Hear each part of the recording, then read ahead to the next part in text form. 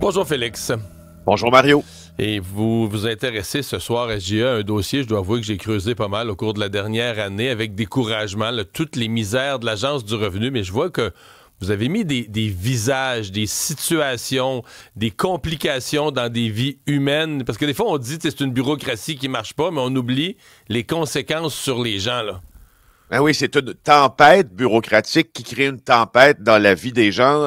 Tu te rappelles et tu le sais, le mois dernier, mettons la table, là, le bureau du vérificateur général avait publié un rapport d'audit accablant sur la situation dans les centres d'appel de l'Agence du revenu. Donc, temps d'attente qui a doublé en un an. Pire, 83% des réponses données par les agents des questions d'ordre général étaient pas vraies. C'était ou pas vrai ou pas exact. Alors, ce qu'on va faire, c'est qu'on va vous plonger dans cet enfer bureaucratique et les conséquences pour les contribuables face à Revenu Canada. Ça rappelle un peu la Maison des Fous des 12 travaux d'Astérix, comme vous allez le voir. Ouais.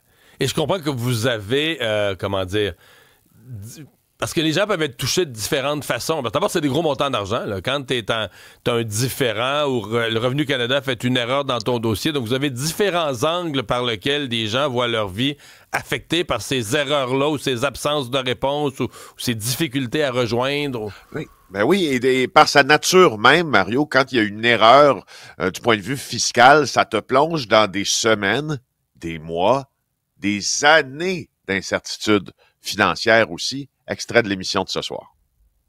Des milliers d'autres Canadiens cette année, Pierrette a été automatiquement inscrite au courrier en ligne de l'ARC. C'est pourquoi elle n'a pas reçu son avis de cotisation par la poste comme auparavant. Donc, moi, j'ai dit, tiens, je vais essayer, je vais aller sur le site web. J'ai lâché prise après 1 heure parce qu'il demande tellement d'informations que tu te dis, qu'est-ce qui se passe là exactement? Madame Beauchemin s'est résignée à appeler Revenu Canada pour qu'on lui envoie son avis de cotisation par la poste. Lorsqu'elle l'a enfin reçu, elle a appelé Service Canada pour faire sa demande de réadhésion. La lettre arrive 3 semaines plus tard qui dit que ça fonctionne pas, là, qu'est-ce que j'ai donné comme information avec ce qu'ils ont dans leur dossier.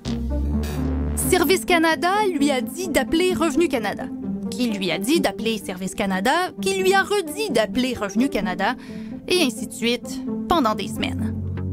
Moi, mon cerveau, là, il venait tellement épuisé. Quand ça faisait 2 heures d'attente, là, je lâchais prise puis je retournais dans quelques jours. Ouais.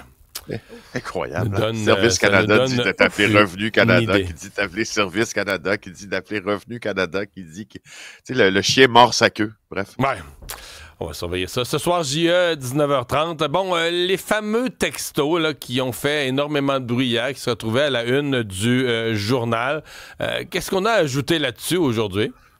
Ben, c'est la façon dont le PLQ a géré la présence et la connaissance de ces textos-là. Parce que, tu sais, le Parti libéral du Québec a annoncé mercredi la tenue d'une enquête externe après donc que notre bureau d'enquête ait publié cette nouvelle selon quoi des textos avec des allégations sur le financement de la campagne au leadership de Pablo Rodriguez intéressaient les autorités réglementaires.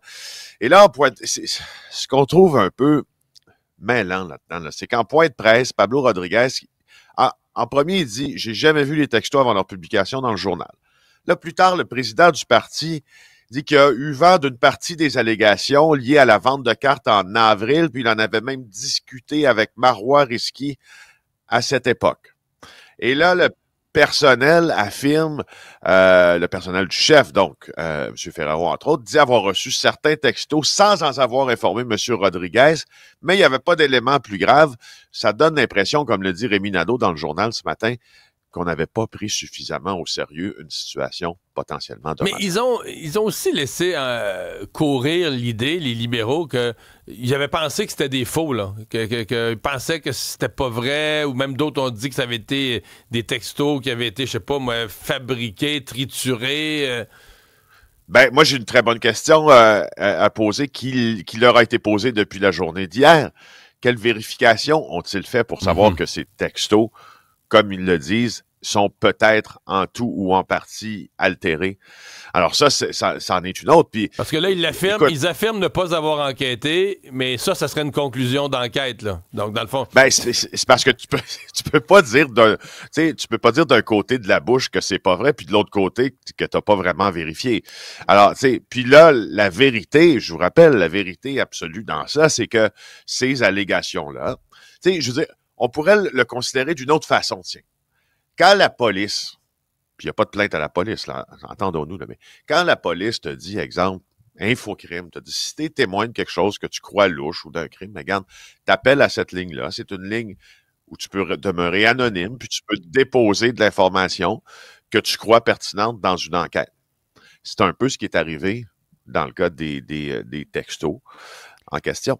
Quelqu'un les a signalés parce qu'il croyait qu'ils étaient, puis quand nous les avons regardés, nous croyons aussi qu'il y a des allégations dans ça qui méritent d'être éclaircies. Vous trouvez comment la gestion de crise du Parti libéral?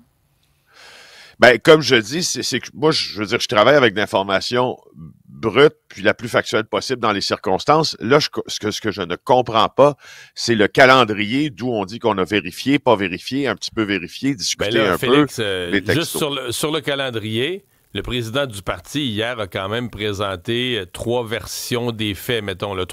Il a dit quelque chose en conférence de presse. Là, ensuite, il a comme ajusté ça. Puis il a refait sur les réseaux sociaux une publication à toute fin d'après-midi. Bon, lui va dire qu'il ajuste ou qu'il explique sa version. On a plusieurs collègues qui disent, ben non, il change sa version des faits, mais ça change le calendrier du moment où il a su... puis qu'est-ce qu'il a su exactement? Qu'il la change ou qu'il l'ajuste ou qu'il la bonifie. Il reste toujours bien qu'il la change, qu'il l'ajuste ou qu'il la bonifie. Alors, tu sais, moi, je ne demande qu'à être... Prenez-moi par la main puis dites-moi comment ça s'est passé, là. Ouais. Mais là, on le sait vraiment plus. Merci, Félix. Au revoir.